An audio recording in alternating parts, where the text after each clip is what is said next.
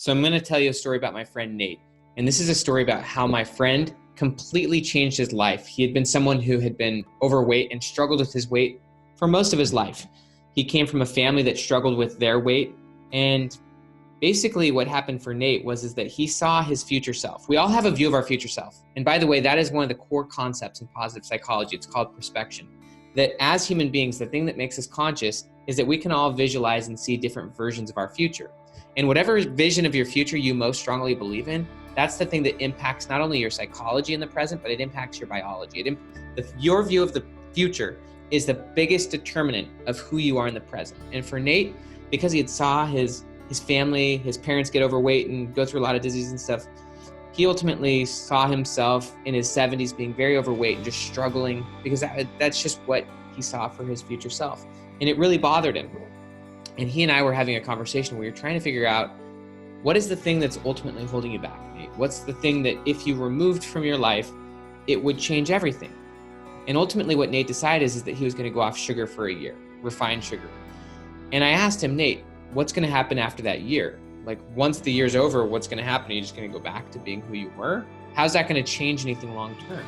And so what Nate came to the conclusion is that he needed to go off refined sugar for the rest of his life. And actually, here's what happened. When he decided to go off sugar for the rest of his life, his view of his future self changed. Rather than being someone who was overweight and disease-ridden in his 70s, he saw himself being healthy, vibrant, being able to do all the things that he wanted, travel, hike, go on adventures, be with his grandkids. And that new view of his future self directly impacted his current situation. And so here's what's really important to realize is that who you are right now is not who you were in the past. What was important to you in the past is not what's important to you now. Just as an example, like 10 years ago, a little over 10 years ago, but I used to play World of Warcraft all the time. That used to be what's important to me. It's no longer important nor interesting to the current version of me. I now have very different priorities, very different focus. But the same is true of your future self. Your future self is in a totally different place than you. They know things you don't know. They're focused on things that you're not focused on. They've also said no to things that you're still saying yes to. There's still distractions or habits or addictions that you're still actually allowing into your life that your future self said no to a long time ago. And so whatever view you have of your future self, that's the thing impacting your present. And chances are, like Nate, you've got something in your life. It could be an addiction. It could be alcohol. It could be cigarettes. For me, it was actually caffeine. We all have an Achilles heel. There's something that was a big part of our former selves' lives, the person we used to be, that no longer fits who we are right now, and it definitely doesn't fit who we want to be in the future, but we haven't let go of that thing yet, whether that be an addiction, whether that be a distraction, whether that be a mindset. And until you get rid of that Achilles heel, your future self is going to be limited like Nate's. You're going to see yourself a certain way, and that's going to impact everything you do. It's going to make you live small because you're still living a contradiction. You're still living a lie. So I'm going to show you a picture, and I'm going to show you a concept from physics, which is really amazing. So first off, this is a quote from Clayton Christensen. Clayton Christensen was a former Harvard business professor, and one of the things that he said is that 100% is easier than 98%. And there's a lot of science behind this concept. If you're only 98% committed, what that means is that you haven't actually made the decision.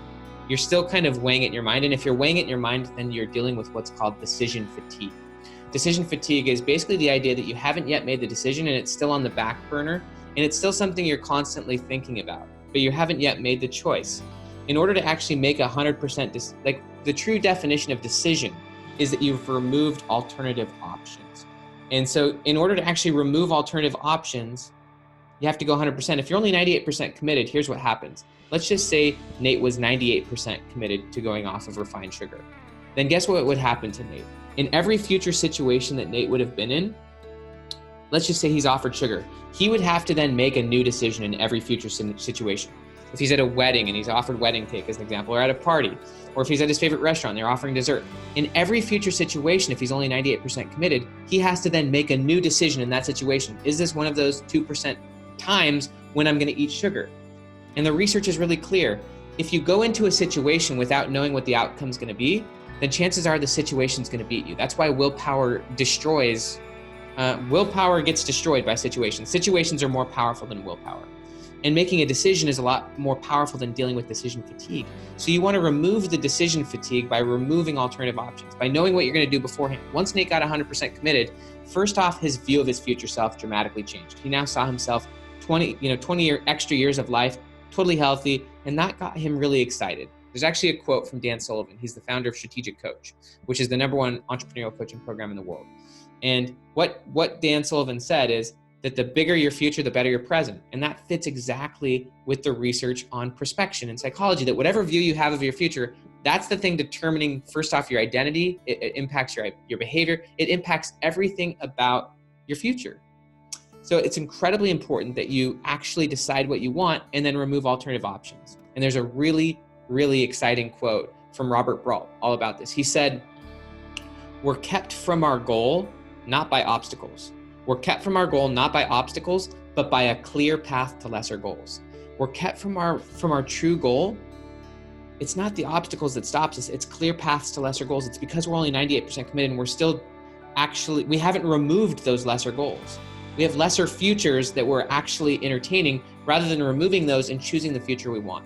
Now I'm going to share my screen again and show you this concept from physics. It's called the totalitarian principle. And I'm not going to read all this. This is from Wikipedia. But this is actually a concept from quantum mechanics. And it says that everything that is not forbidden is compulsory. Hence, and I'll just say, everything that is not forbidden has some probability of happening. And out in the universe, if it's not forbidden by various laws, it will happen at some point. And so unless you make your Achilles heel forbidden, whatever that may be, for me, it was caffeine. And I'm not saying I'm necessarily against caffeine. Like, you can take it, just like Nate's not necessarily, like for me, sugar's not as much of an Achilles heel as it was for Nate. But for me, caffeine became something that was compulsory, something that I began doing it way too often. And when I was taking caffeine, my view of my future self it became way more limited than I wanted. Once I removed it from my life, all of a sudden I connected really deeply with the full-on future self that I wanted to be. And here's what's really cool, is once you remove that compulsive behavior, once you actually make it forbidden to you, you then start to build amazing confidence. And you start to actually make decisions right here and now that make your future way better. You stop procrastinating those things you want to do. Because if you have something in your life that is ultimately compulsory and impulsive, then obviously you're thinking on a short term. I was taking a lot of caffeine as a short-term supplement, even though I knew that it was negatively impacting my long-term future. And so obviously my long-term future was shrinking because I had this contradiction in my life. Once I made it forbidden, it became really easy to start investing better and better in my future self, making way better decisions.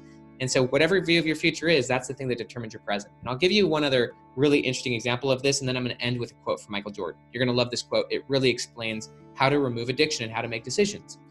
So a couple weeks ago, I was driving 4 hours I live in Orlando, down to Miami to go visit my younger brother. And I was honestly feeling quite exhausted. And I felt like this could be one of those moments where I get caffeine. I'm going to just stop, get an energy drink. This seems like one of those right moments. Even though I had been off of it for quite a while, and I used to use it all the time for all sorts of things, but I've been off of it, but this just felt like one of those situations. And then the thought came to me, someone who's addicted to heroin would try to find the exact same thing. Whenever you're addicted to something, you're always going to try to find some loophole to fit it into your life. So someone who's addicted to heroin, they might say, this is one of those really rare situations when it seems totally normal. Like, it seems very reasonable for me to use heroin in this situation, even if it's just a small amount. See, for me, as someone who has made heroin forbidden to me, that thought process would never come to my mind. And so that made me realize that I'm dealing with that same thing with my own caffeine, that I'm not 100% committed. I'm only 98% committed. And so I'm still trying to squeeze it in. And once I got 100% committed and just realized you've got to make this thing forbidden or else it's compulsory, then I just realized I don't need to deal with this because it's obviously an addiction. And so I just drove down and didn't stop for the energy drink. Instead, I just went. I turned on music, or I found some better coping mechanism. I made it forbidden to me, and I went down, had an amazing experience with my brother, drove back, and had no need for caffeine. And that's how you build confidence, by the way. You watch yourself do something. Confidence is the byproduct of recent prior performance. And so I'm going to share my screen one more time to show you a final quote. So this is the totalitarian principle, that everything that is not forbidden is compulsory. And so if you want to cross a point of no return, by the way, and make a true decision, it means you must remove alternative options. And so this then takes me to Michael Jordan. As he said, once I made a decision, I never thought about it again. That's the key. That's the key to overcoming addiction. That's the key to removing contradictions from your life, is once you make a decision, you remove alternative options and you don't have to think about it anymore. It's no longer an option. You're no longer 98% committed. When you're only 98% committed, that means that you've set your future self up for failure, because in future situations, you're going to have to make a decision and the situation's going to beat you. If you become 100% committed, then you already know what you're going to do in the future, and your future expands dramatically. So what's the Achilles heel that's stopping you? Click the subscribe button, click the like button. I hope this video helped you. How do you like the totalitarian principle? And how do you like the 100% rule? Talk to you later.